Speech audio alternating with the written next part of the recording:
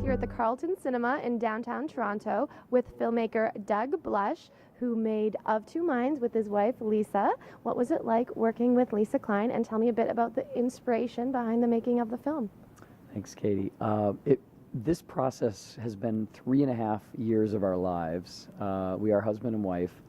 And first of all, the film would not have existed without my wife, Lisa. I'm so excited now to know that she had the stamina to find a story and run with it for so long. So really, it's her film to begin with, and I came on board because we knew together we had all the resources to make this independently on our own. Like I said, it took about 3.5 years from first research all the way to finishing the film, and now it's another year of touring it around and screening it throughout America and now Canada, so we're very excited about that.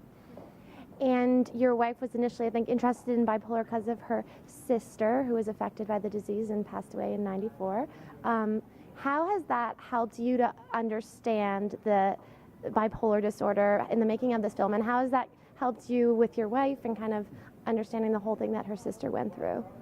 Yeah, I mean, it's interesting when you have two people with different perspectives on something that you're making a film about. Lisa is much closer to bipolar because of the presence of it in her family and with her sister.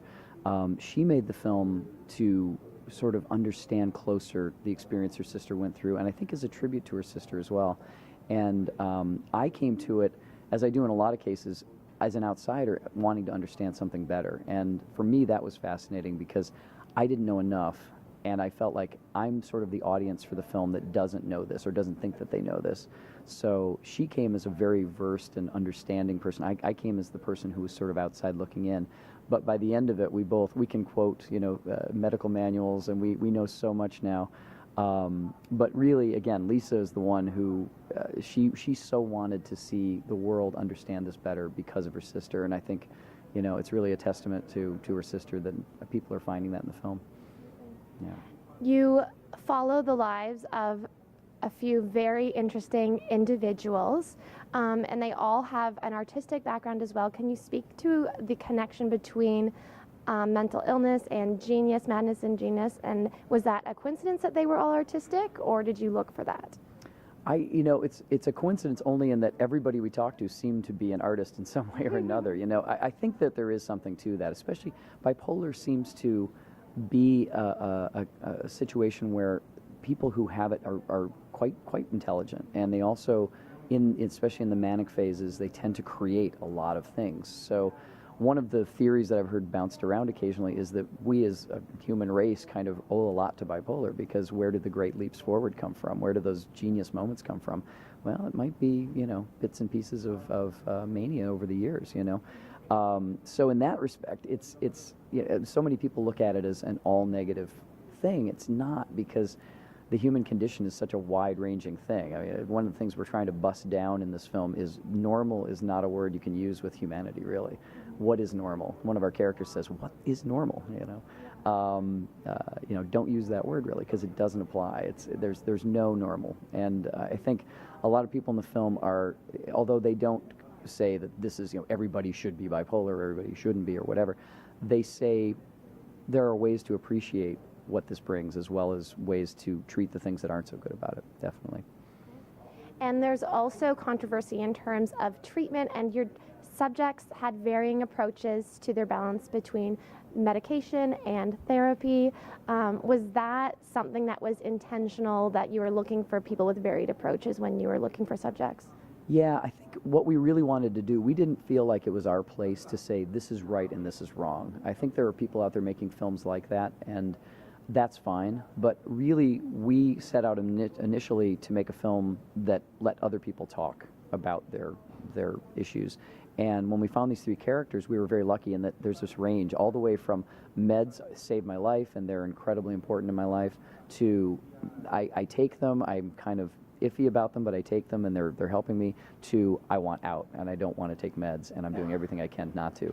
And I think that we're not the ones to make that judgment. It's better to hear it from different characters. Obviously, there's a lot of different opinions that are shades of all those different things. But I think by giving a range of opinions, everybody can draw their own conclusions and also can look into what's right for them, because there is no one diagnosis that's right, no one treatment that's right. And you've been taking this film on a festival circuit. It's been screening in various cities. Have there been any audience members in particular that stood out for you that have come up and have been extremely influenced by the film? Yeah, we've had screenings where we were so lucky to have people in the audience who not only really appreciated the film, but afterwards would come up to us and they said to us, "You're the first people we ever feel like we could tell this to. I can't tell my wife, I can't tell my children, I can't tell my parents. I'm telling you because your film just gave me the room to do that." And we've cried a lot on the road because of that. Some amazing moments where we were able to actually, be the first people to witness somebody coming out about it and embracing it, and possibly going to get treatment or possibly, not being afraid of it anymore, which is really something. I think that was the best possible thing we could hope for from the film, and I hope that in a bigger sense that's what it does when it goes out all over the place. And you've started a dialogue with the film, or I guess continued a dialogue about bipolar disease and to reduce stigma. But what else do you think that perhaps we could do as a society, or what could help reduce stigma along the lines of mental illness? Yeah, I think part of it is, again, talking is the biggest thing. I think when people have to button it away and say, oh, somebody's going to be upset that they know this about me, the more people come out about it, the less anybody can use that against someone and can use it as something that can block an opportunity of employment or an opportunity in personal relationships, whatever. It's difficult. It can be very difficult. We don't want to mask the challenges that come with it. But at the same time, I think half the stigma just comes from the denial of it. And if you eliminate that, and people talk about it, I think a lot of the real pain of this condition begins to go away, because if there's support, we've seen it over and over again. If you have people to talk to, if you have people who can really correctly find the right medications, if you choose that, that changes everything. And if you don't talk about it, then you sit and suffer in silence, and that's the worst thing you can do. Yeah. And where's the best place to find out more information on you as a filmmaker and the film online? Well, we have a very active Facebook page. If you look for Of Two Minds on Facebook, we've got that going. And then our website is oftwomindsmovie.com, which we're going to update with lots of information for Canada and the U.S. to come. Big schedule coming up. Awesome. And finally, how does it feel to be nominated for an Oscar on your other project, The Invisible War? I was teaching a class in Miami for high school students when I found out about the nomination, and I was able to give kind of an inspiring lecture that morning about why would we keep doing this incredibly difficult job of making documentary films with not that much money and not that much recognition. Well, sometimes things work out that way. It was a great honor. Working with director Kirby Dick and producer Amy Ziering, who are amazing, deep journalists who really are doing a lot of great work out there. We're all thrilled. We hope we can come through on Oscar night, but no matter what, we've got the nomination. We're very excited about it. Yeah. Well, congratulations. Thank you so much, and congratulations to your wife, Lisa, as well, on an amazing film. Thanks so much. I'm Katie Uhlmann reporting for Katie Chats here at the Carlton Cinema in downtown Toronto.